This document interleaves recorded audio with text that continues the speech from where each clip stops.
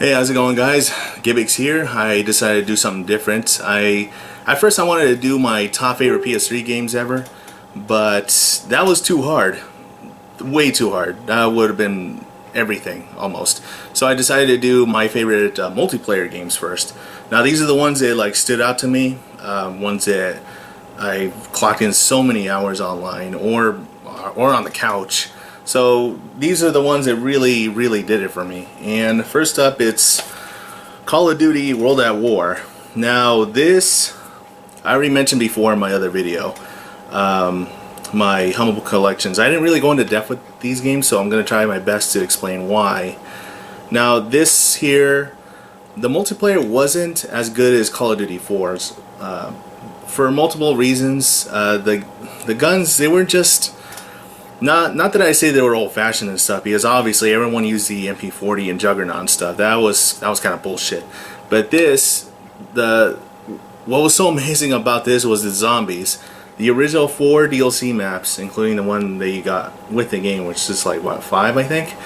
They did such a good job with those zombie maps that I couldn't put it down. There was so many hours I put into this. It was like ridiculous. There was so many times that I stayed up till like 5, 6 in the morning just to try to get to level 65 on Duriz or something.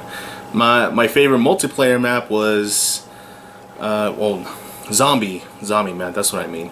Was Shinonuma, just because it was so crazy and vast and big and insane. It was like something completely different. You got like these 4 guys all together, an American guy, a Russian, a Japanese, and a German, which was pretty cool because you never seen something like that before. And this is what really did it for me. This was something that I never thought that I would just play the sub area of like this multiplayer instead of the actual multiplayer.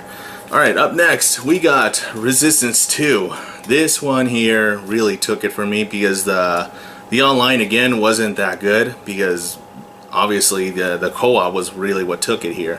Now what was amazing about the co-op was that it really was co-op. Like you need one medic, 2 soldiers, and a Spec Ops guy or something. That's like the perfect team. But to do like an 8-person lobby, then everyone pretty much fought for the soldier, which did not work, because if there was too many soldiers, then no one's going to be able to give you any ammo like the Spec Ops guy. The medic obviously keeps everyone alive, which I did mostly, but I played the Spec Ops guy because when you're the soldier you get like this giant shield or something that protects everybody. But obviously the guy who has been playing the soldier the longest, he pretty much got everything, and everyone else was ignored with their tiny shields. That's what made it amazing and kind of funny at the same time.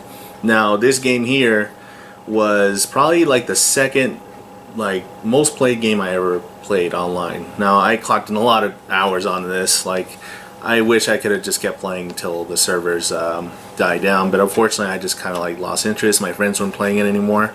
It was a fun ride though. I really liked it. Next up, it's Resistance. Oh no, not Resistance. What am I talking about? Red Faction Guerrilla. This game's online was amazing. I loved it so much. It was crazy. I never played a game like this where you destroyed everything. It was so fun. Now, some of the things that happened with this game, the multiplayer wasn't... I mean, the single player wasn't so good, but the multiplayer was something else, because not only do you get like these different backpacks and stuff that gave you these different crazy mobilities and power-ups and stuff, but you can do and go wherever you want. Like there's weapons that like destroy half a building or something, and then there's a weapon that could like fix it all again. And there was multiplayer modes where you just like whack each other with different sledgehammers, I mean. And not only do you run around with these crazy jetpacks and stuff, but it was insane the amount of times that I went in there and we completely leveled the whole map. There was nothing there. And so we do little games like try to rebuild a base as fast as you can, or take over a base, destroy it, and then build it again, make it your own. This game had it all. The multiplayer was amazing. I don't know, I guess there was so many fun moments in here. I wish I could have streamed it, but back then I didn't really have any streaming device to do it. So that's Red Faction Guerrilla. Now Borderlands. This was not the best Borderlands game. Honestly, I think the second one was the best, but this one started it all. And I guess I never really played a game like this where it's like half RPG, half multiplayer shooter type of thing, and it was really addictive because this was like the type of game that really gets you and your buddy or your girlfriend or whoever to sit next to you on the couch and just play for hours and hours and finding the best weapons, best shields, best everything, and leveling up. This is what made it really, really fun. Like the story, I don't know, the story wasn't really that good. I didn't really care for the story. You just run around, shoot things, level up, and get better weapons. That's all it is. And it was a funny game too. There was really cool moments. The second one, I would say is my favorite over this, but this is the one that really started it. So I kind of had to do an honorable mention. But this is one right here. Now, LittleBigPlanet. This here was different for me just because it's not like a shooter. It's not something that you like run around like try to kill your friends or anything, which you can, but this was amazing just because how cooperative can be fun to do, like building things together. It's like the biggest sandbox game ever. You just have to like use your imagination. And me and my who used to be my girlfriend, it's not my wife now, but we invested in a level together so long. We played every day and night building a level where we just like kept working on it. We had nothing else to do. We barely had jobs, but this is the thing that really held us together. And this was a really fun experience. If you really want to build something together with somebody and you want to have some fun with, just try to use your imagination, because you can build anything you want in these games, and this is the one that really did it for me. The second one, I didn't do much because they gave you so much to do that I couldn't do it. There was like, oh my gosh, but there was so many options I didn't know what to do with. So I just kind of fell off and just played the main levels, and then that was it. This is the one that really opened me up to being more creative, which is amazing, from Media Molecule. Now, Twisted Metal. This was my favorite series on PS1. I could not put it down. Obviously the second one was by far the best one, and then my second favorite being Twisted Metal Black. This one here is like the best of both worlds, Twisted Metal 2 and Black put into one. Now, what I loved about this so much is that they did not, and I mean they did not like cater to the new players, because the controls are pretty much the exact same since like the PS1 days, which I love very much because I felt right at home. Now, what was unfortunate about this is that I guess it didn't sell very well, and not a lot of people went out and bought it, because when you buy a brand new copy of Twisted Metal, it still comes with a downloadable game purchase for Black, which is supposed to be limited edition, and that's really sad because this game was so fun online, but the lobbies take forever to I don't know, to fill up, and then everyone has to ready up. But if there's one person who doesn't press ready, or the host, if he doesn't ready up and everyone else did, then the game does not start, and that's where it kind of failed. But this was one of the best car combat games for the PS3, which I love very much. This is really close to my heart. I really hope one day they'll do it again, but I really doubt it, honestly.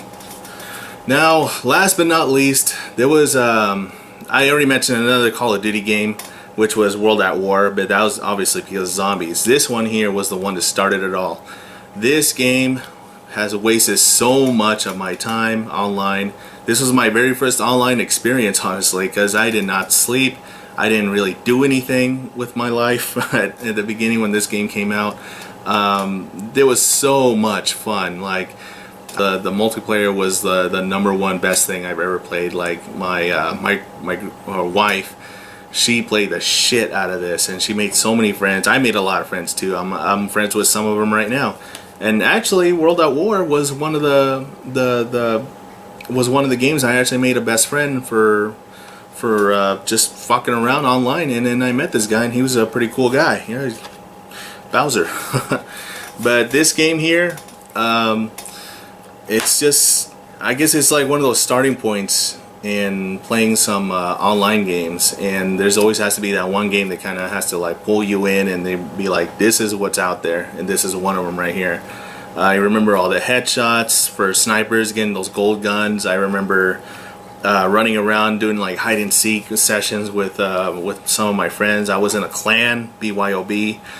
We were actually a pretty good clan, and then I guess it kind of died down, and you know, I was one of those schmucks that went out and bought Modern Warfare 2, and I guess it wasn't the same anymore. You know, this was like to me this was the perfect Call of Duty game right here. And unfortunately, you know how the stupid Activision are doing another like remodel of this, and you have to buy Infinite Warfare to get this remastered, which I do not want to do. This is really, it's really bad. So I guess that's it, guys. Thanks for watching. I don't know. I guess I'll do this again with favorite single player games. So I'll see you next time. Thanks for stopping by.